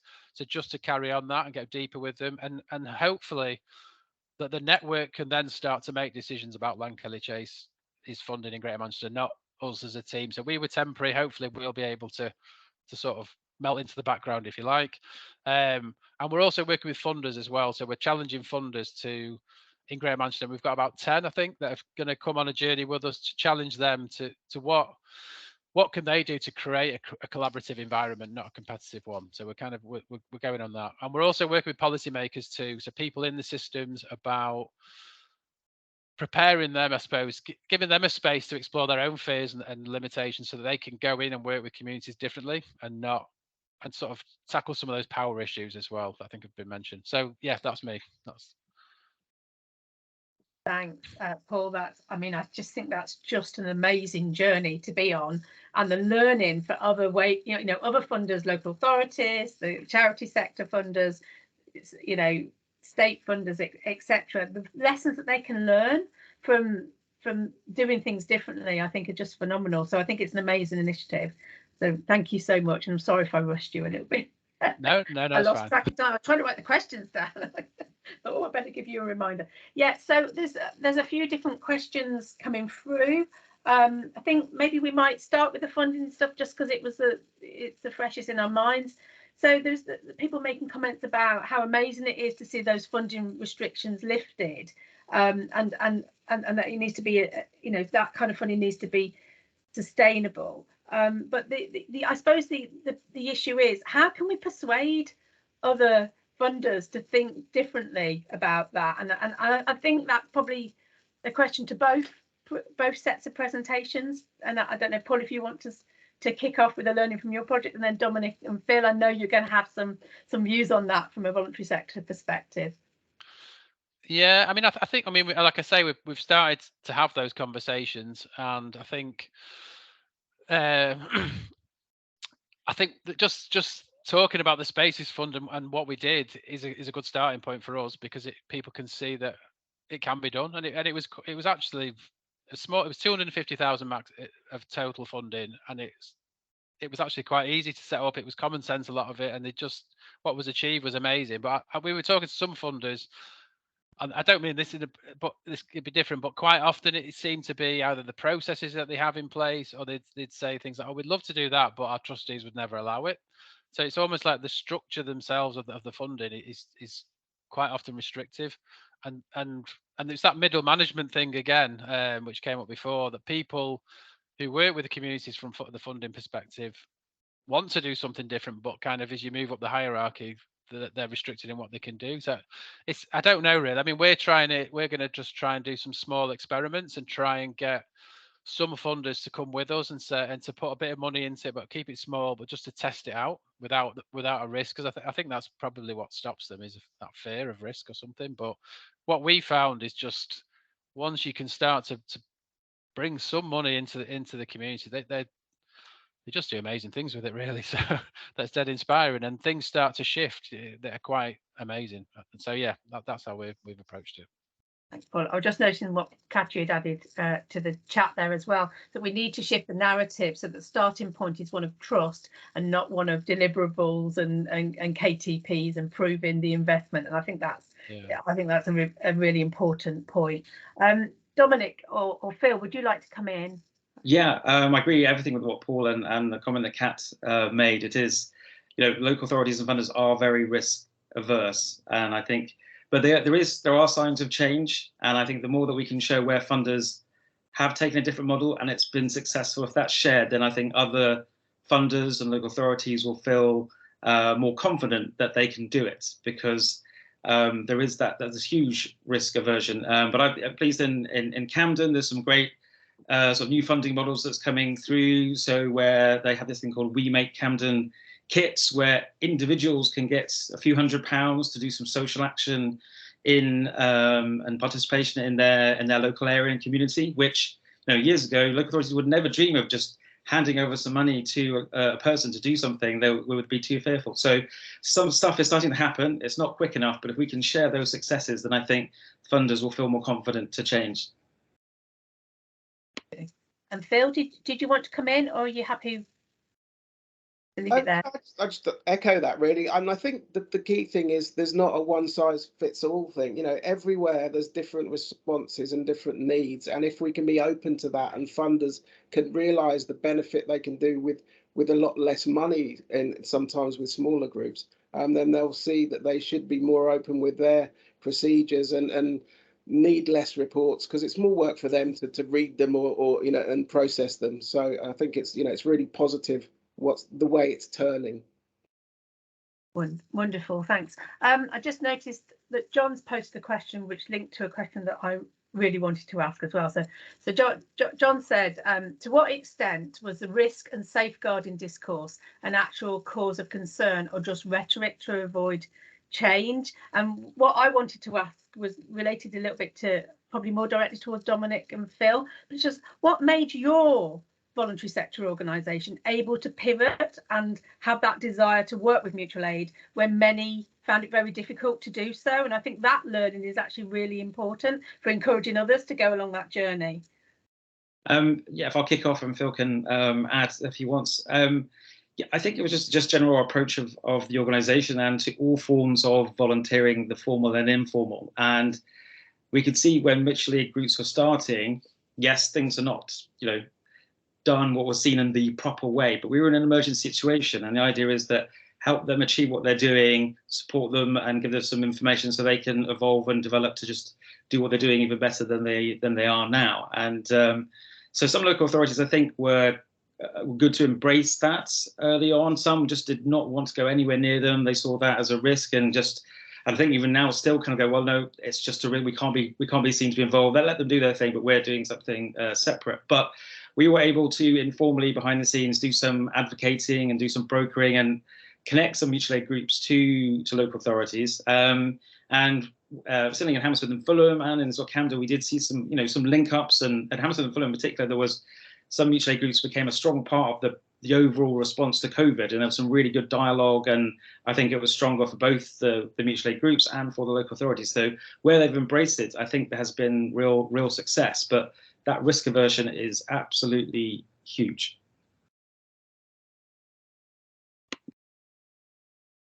I don't know whether people would agree, but a lot of it's creeping back in from my experience of continuing to work with local authorities and the voluntary sector, that we are reverting a little bit back to type, and that's a real risk. I think that we could lose real benefits from that. I wanted to kind of draw on, there's been a whole set of stuff posted up around organising a mutual aid, and should there be organising structures put around mutual aid, and is it right to organise mutual aid? And Nick Garrett made a really interesting comment, and he said mutual aid organisations should seek to grow community and not the organisation. And this is this is really fundamental and should be supported. And I wondered what the speaker's thoughts on that was, because there is that kind of tendency from the voluntary sector and from local authorities sometimes thinking, well, maybe the thing for mutual aid to do is to become more organised, become more like us, and set up as a charity, etc. So yeah, I just wanted to throw that open. Don't know if anybody wants to come in and answer. I think one of the things we tried to do was make sure we were not prescriptive in any way, and literally the benefits of having a responsive, less organised, less formal organisation or group of people doing something rather than a formal organisation is what made it so possible to react quickly. And I think the voluntary sector can learn from that, and rather than trying to change mutual aid groups into something else, I think the way we were able to collaborate is a really positive message for the future. I know once things change, there will be some kind of boundaries and fights over funding and certain areas of responsibility, I'm sure, but I think the actual spirit that went into it, and the way we were able to coexist and work for the benefit of everybody without thinking about demarcation lines was really positive. I agree with what Phil just said there. There's a lot of there's kind of a lot of pressure or influence on mutual aid groups to try and change what they are, and I don't think that's necessarily the right thing. And even mutual aid groups feel that they sometimes were saying to us, oh, we need to become a constituted organization so we can access funding, but then that would just completely change the whole nature of how they operate. And actually, I think it's letting them say what they want to do and giving them money or other support to help them keep doing what they're doing in the way that they're doing it. So yes, there are some organizations that did buddy up to others, which I thought was a very good model, as in that they kind of have another organization that could apply for funding on their behalf. But yeah, I think that we need to let mutual aid groups be what they want to be, and no one else should be telling them what they should do. Paul, did you want to come in there? Yeah, I agree with Dominic and Phil. I mean, I think maybe it's the system that needs to change, not mutual aid groups. So I mean, they proved at the most stressful time they were the most resilient, and they were there doing the stuff at that low hyper-local level. And maybe the system, in all its size, needs to respond to that instead of them trying to fit them into the system that is falling apart and cracking at the seams. And I think it's just that the resources don't go down to the right places, really. So if we could, and I think, look, I wouldn't force anyone or any group to have to fit into to be something else just to get funding. That just doesn't feel right, really, because I think they would lose a lot of what made them successful in the first place. So yeah, I'd agree. I've just seen there's some comments up about saying don't tar charities with this sort of like brush over that they can't adapt and don't particularly want to work with informal groups. I think it's important to state that it's a real mixed bag. Like, it's a mixed bag with local authorities, it is with charities as well, and many of them from our research findings were really fundamental to providing just really little bits of informal support to mutual aid groups to keep them going. So I don't think that's what we're trying to do, but we are trying to look at the issue of the need for structures around funding, around the way that the voluntary sector engage with communities and the way that local authorities engage with their communities, that there's real lessons within mutual aid that we would like to see translated into practice. So I just wanted to kind of put that out there. Earlier on, there were some posts up around the sharing of volunteers and the problem with the word volunteers when it's applied, volunteering when it's applied to informal mutual aid type responses, neighbours helping neighbours, etc. And then there were some issues around people piloting passport schemes to share volunteers, and some problems around the notion of, can you share volunteers? They're not a resource for you to be able to kind of allocate. And I just wondered if there was any comments from the panel around those tricky issues about the term volunteering, and and how perhaps it might be a disincentive to some people to engage at community level. I was just going to throw that out. I don't know if there's anybody who wants to respond to that, or whether it's just I'll have a go, I suppose. I mean, when we were talking about the sharing of volunteers, some of the mutual aid groups we were talking to had people volunteering for them and other food banks, other centres. Those people wanted to help as many people as possible, and sometimes the mutual aid group didn't have enough for them to do, or was looking to wind up, and those volunteers wanted to carry on doing something similar but didn't know where. So it was that point we were stepping in and saying, there's this other group doing this, you could join them. We're not sending them off or packing them off without their consent or anything. It's literally, if you want to continue doing this wonderful work you've been doing, then we're very happy to link you with another group. Also, a lot of people had never volunteered before or got involved in community activity before. We wanted to keep that impetus and that enthusiasm and find them something else to do after their stint with the mutual aid group came to an end. So it was very much on that basis, if those volunteers wanted to do that, rather than losing that enthusiasm. Wonderful, thank you. Paul, would you like the last word before we move on to the last part of the session? I can. I mean, it's not my expertise. It's all in that area. But I mean, I guess that's fine. I think on a mutual aid, the people are people, aren't they? They're just quite often trying to help neighbours. So kind of, just allow them to do that, really, and not be restricted in doing that, I think. Wonderful. Yeah. Thank you. So I'm going to hand over a little bit early, 2 minutes early, to Harriet, because I think we probably want. Oh, John's just posted up a question. He says, I think this is more of a question for the final discussion, but it seems clear that there are individuals across local authorities, VCS and mutual aid groups who all share the drive to do things differently. It begs the question, how do we pull them together to drive change? And I think that's a wonderful point at which to hand over to Harriet and the last session. Now, the last session, we don't want you to, well, you can post up questions, but really we want to just open it up so people can give voice and kind of speak for themselves. So Harriet, I'll hand over to you. Thanks, Joe. Yeah, and thanks, John, for throwing that question. We'll try and get to that. We'll get to that because we're doing quite well for time. So yeah, this session we want to be a bit more, well, a lot more interactive. So we've heard from our brilliant panel, and now we want to hear from you because we know that we've got a wealth of experience and expertise in our audience as well. You know, we've lost a few people, but not too many actually, I think, given that it's 2 hours. So well done for those of you that are still with us. So this is your opportunity to have a voice and be involved, not just in asking questions, but with answering them and solutions as well. So we have a question that we've come up with as a research team that is quite a broad one. So I'm going to throw that out to the audience, which is what could or should be done at the national policy level to support informal community action. And we do have some national policymakers here with us in the audience today, so it's a good opportunity to share the things that you would like to see. So yeah, what do you think? The panel can of course come in as well with their thoughts, but what could or should be done at the national policy level to support informal groups and informal activity? If you use the raise hand function, and then I will come to people, and then if you unmute yourself and share your thoughts. So I'm looking at the audience, waiting for hands to go up. Don't all rush forward at once. Brilliant, Nick. Yeah, what do you think?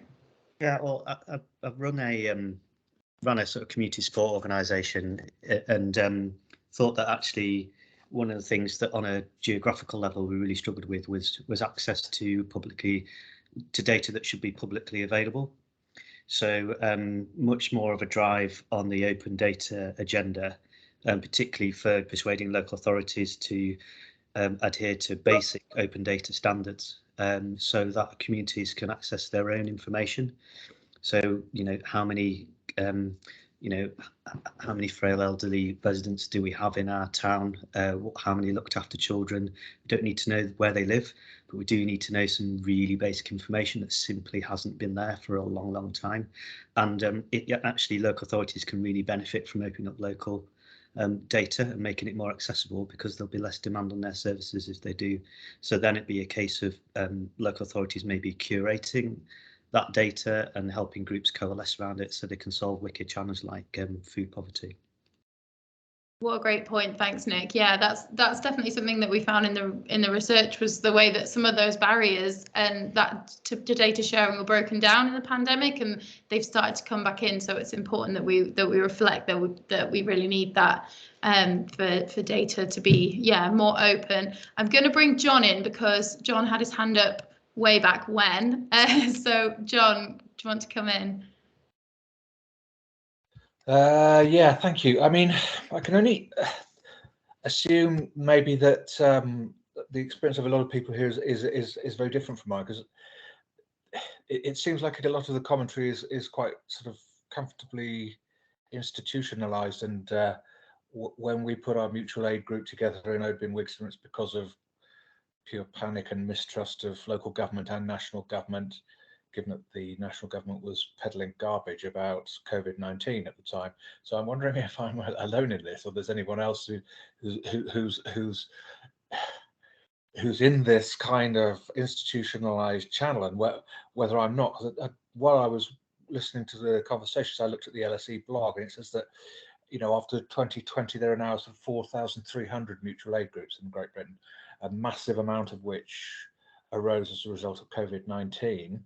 And my consideration for myself, and I mean, I come from a very different political background, maybe from the others on my group, is that I don't trust the mainstream parties, not at the local level and not at the national level either.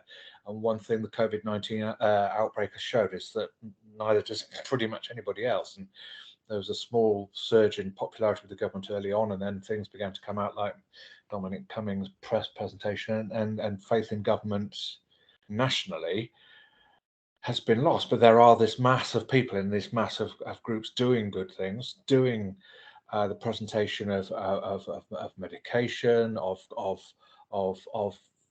local opportunities for elderly, for people with bad health problems, for transport, for whatever is going on there.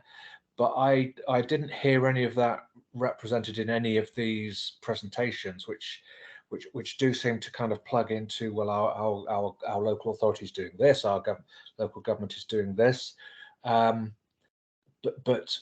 COVID-19 has presented us with an entirely different set of circumstances which don't seem to have been addressed here. Now, what would be done with that? Well, if there is this 4,300 mutual aid groups who formed, because they didn't want the little old lady to die next door, which is one of my reasons for joining in the first place, and who hadn't been involved in politics or local activism before,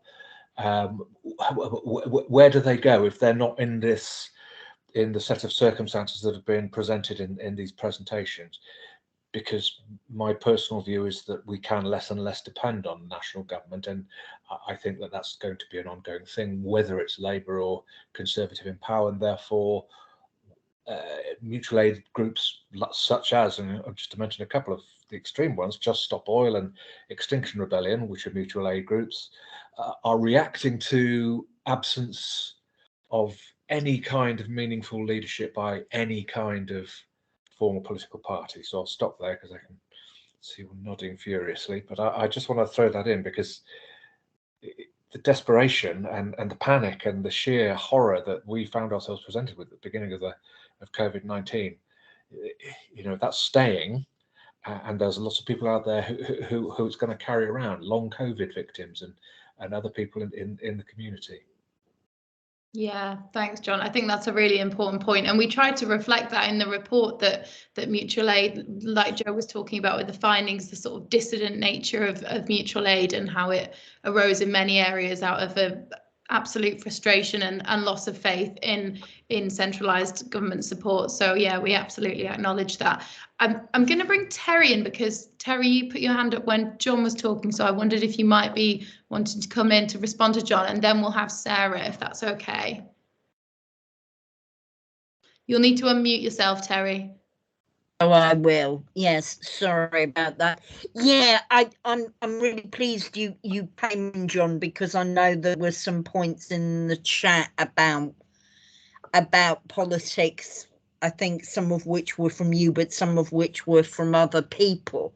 I mean, for me, it's quite complicated. I mean, I certainly stand by what a number of us were saying in the first panel about mutual aid being a dissident political space. And I would say, from my point of view, that doesn't trust authority and doesn't trust bureaucratic structures. At the same time, and yeah, I mean, I'm a member of XR, I support Stop Oil. Lots of that. There are lots of things going on that I think. At the same time, I don't want the people who collect my taxes off the bleeding hook in terms of spending all that money on their mates and not on providing services that the community I live in and other dispossessed communities need. So for me, it's, and that's why I said the thing about, not wanting volunteers to become, to replace people's jobs and stuff. So I think it's quite complicated. And I also think that people have been taught that politics is what men in suits do and not what ordinary people do. And I would dispute that. I think politics is what all of us do. Yeah, absolutely. There's nothing more political than a nascent mutual aid group, particularly in the thousands of groups there are across the UK, and they're presumably tens of thousands, well, hundreds of thousands of people, that they must be involved with it. And I'm not saying that, I mean, our Oadby and Wigston group came to the point where we've thought, because there were funds that we could have applied for, and we thought, well, shall we apply for some funding officially through Leicestershire County Council, which is a hopeless bunch of Tories. And when that came to the point, we said, what do we need it for? Realistically, there were a whole bunch of us doing the stuff that was required, and we were using our own money to transport people around, get medication, do shopping, take people to places, and so on and so forth. And we came to the point where we didn't actually need it, because we were internally sufficient in the level at which we were at, which is an important set of vital local services, I'd like to think. But if we went beyond that, then plainly you would want to. But the other problem with that was that there was supposed to be a county council organised group locally to be doing what we did. And I kept phoning people up and saying, look, you know, what about this? Said, oh, well, this, and nobody was there. You know, you couldn't phone anyone and so on and so forth. You had to try and phone the police to stop ourselves being arrested at one point, because they were going to be stopping and fining people in cars who couldn't justify where they were. And obviously we weren't officially recognised. So the likelihood was, or the possibility was, that the police would fine us. But the police were, to my colleagues' annoyance, fairly rude and dismissive about that. And so there obviously, there is a space, definitely a space for mutual aid groups to move into. It's not necessarily a friendly one, I would say, that works through the formal channels of the city and local councils. It can be and is occupying spaces where they don't choose to operate, or they say they've got an operating mechanism, but it doesn't work, or there's nobody there doing anything for it. So in some respect, mutual aid is supportive of local politics, and as I said, you know, we're all doing politics, but in other words, it's oppositional to it, because it goes into those oppositional spaces. Yeah, I think that's so important. Really, really good points. Thanks so much, John and Terry. We've got probably my favourite comment so far in the chat, which is Terry for PM. There's an interesting discussion going on in the chat, which I just want to share.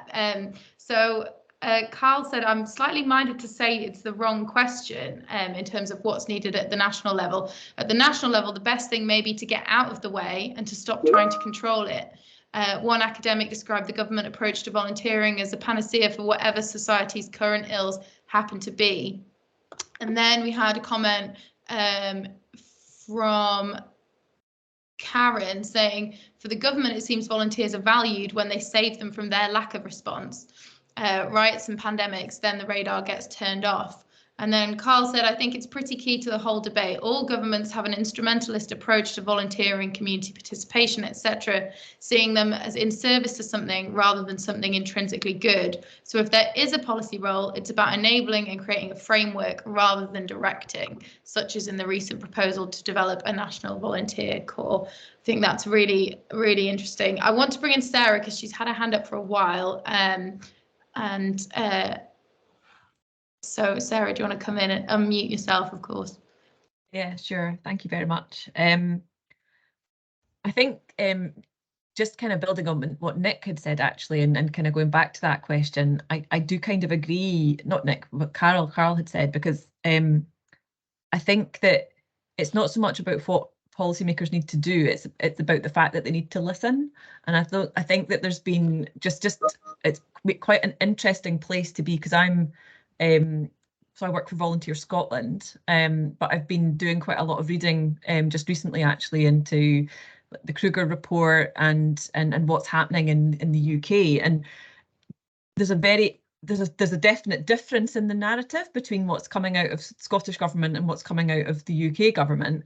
But ultimately, there's quite a lot of similarities as well. You know, there's lots of talk about place-based and community participation and those kinds of things. But I do think that for all of these things to work, they're going to have to actually get that voice of the people on the ground in there. And I made a comment further up, just that there's lots of people talking kind of up here, and then there's lots of people doing down here, and it feels like that we need to be joining the dots a little bit and getting more conversations happening at that kind of community level about what would work in that space, rather than because I mean, I'm the policy officer for a national volunteering body, and I'm acutely aware of the need to make sure that that voice is central to whatever we're putting out there and whatever we're advocating for.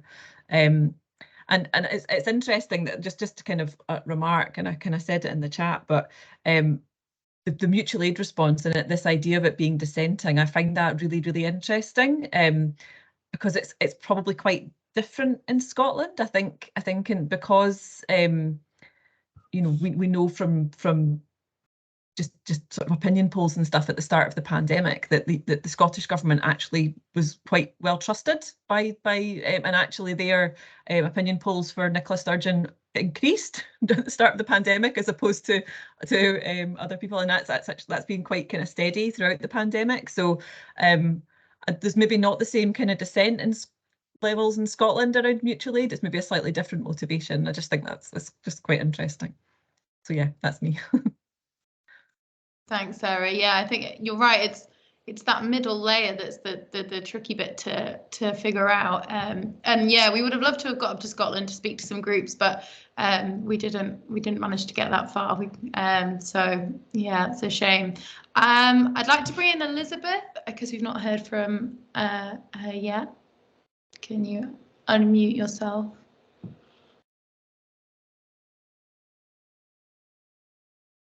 Maybe I can unmute you. Oh no.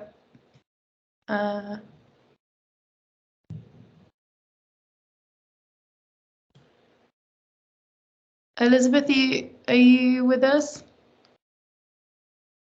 Okay, we'll maybe let's go to Alice and then we'll see if Elizabeth wants to come in. Thanks, Harriet. I mean, I think this might be, yeah, I don't want to appear so naive to think this might be a lesson that necessarily would be easy for the state to implement, but I do think there's something really interesting about the lesson for mutual aid, about the way that people, how people felt about receiving help from a neighbour, and the fact that actually people felt, you know, it really, the kind of ethos that everyone has vulnerabilities some of the time, and that mutual aid you weren't there as a kind of passive recipient of a service. You didn't have to jump through loads of hoops to get the help. And there's something about the way that actually people kind of experience mutual aid and experience getting you know, help from others that I think is really important to think about, you know, why is it, you know, people, there are services people need, but they're not always provided in a way that makes people, you know, feel very good about themselves. And I think that's, for me, is a huge lesson from the mutual aid experience.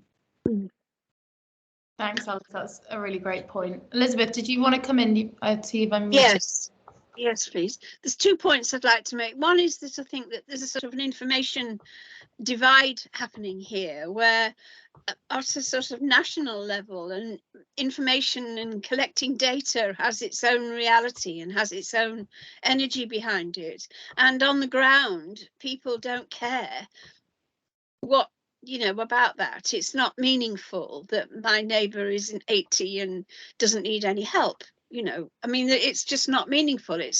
But on the ground, the sort of, we want to gather information because we want to feed into some sort of overall national picture, but I'm not sure we want to do that really. And from a dissident point of view, there might be something about withholding information rather than giving it. On the other hand, I would suggest that there are ways of trying to join the dots up between the bottom and the top. As lots of people have been saying, this is about the sort of middle layer. I don't think it's about the middle layer. I think it's about systems, really. And the urge for accountability, it's inevitable. And certainly, having run an organisation myself, I know how important it is that we're accountable for the way we spend our money or not, or the way we spend our time. But I was thinking that we could force a compact on the local councils so that we get the councils we have a sort of formal event where the chaos and complexity of mutual aid people come together with councillors, and there is a formal process, you know, like an afternoon tea or something, where a compact is written up. This is my job, this is your job, so that there is.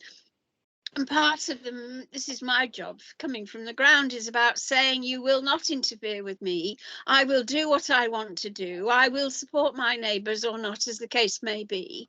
Your job is to do whatever we think their job should be. So we try and limit them so they're not becoming arbiters of our lives in the local authority or the national government, but much more we keep them out of the way. But we have some sort of compact to explain that and make it explicit, all this in the public arena. Yeah, great idea. Thanks so much, Elizabeth. I'm gonna let Kat have the. Oh, sorry, Joe. Did you want to come in? I was just going to just flip that a little bit, Elizabeth, as well. I think it's a really good point, but are there some situations when what we don't want is local authorities to get out of the way, but we want them to actively do something that supports communities' capacity to make their own decisions and do things for themselves? So I think it might need to be a bit more nuanced, I suppose. Can I answer that? Yeah, yes, I think that's right. I think we always need the nuance, but but in my experience, local authorities really do get in the way very frequently and do block things, and the sort of health and safety argument and all of that really can stymie initiative on the ground so badly that if we could say to them, you've got to stop doing this, you've got to stop being this way, that would be a good thing. Yeah, absolutely. So we need to close, but Kat, I'm going to let you come in and have the final say, and then we'll wrap things up. Not sure about final say. I've been like manically going onto my Twitter feed to find the right quote because I think it's really, really relevant. Okay. So in the space of the getting out of the way from public sector partners, be they at council level or national level, I don't know how many of you were able to attend the New Local Stronger Things conference in Guildhall a couple of weeks ago. Danny Kruger was on the panel chatting to Angela Rayner, and one of the stuff that was kept coming up was, and I quote, which party can authentically claim to be the party of community power? At which point I exploded.